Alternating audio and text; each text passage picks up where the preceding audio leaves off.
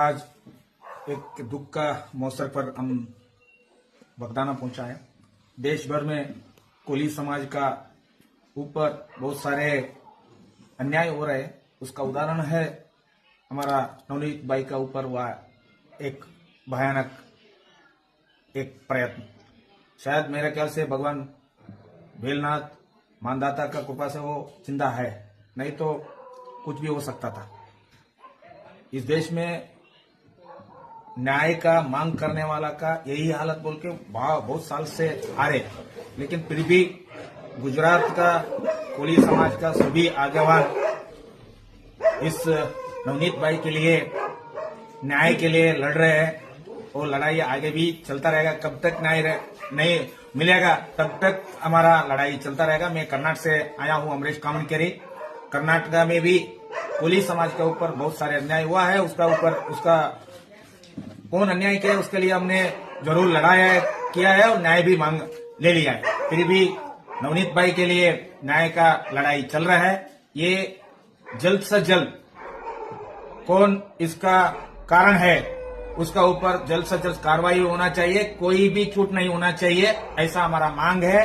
ये अभी बगदाना से पूरा गुजरात पहुंच गया है, पूरा देश में भी पहुंचेगा। तब तक न्याय नहीं मिलेगा अब तक कुछ भी हमने सोचेंगे नहीं। हम तो कोली वंशज है, कोली इस देश का मूल निवासी है, इस देश में ही पैदा हुआ है, इस देश के रक्षा भी किया है।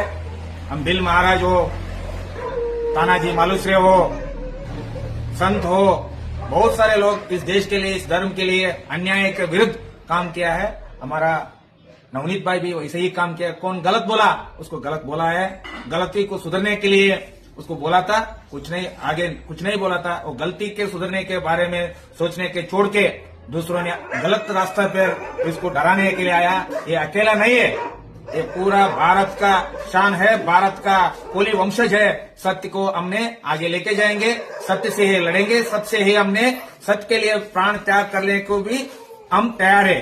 अन्याय को कभी भी हमने स्वीकार नहीं करते।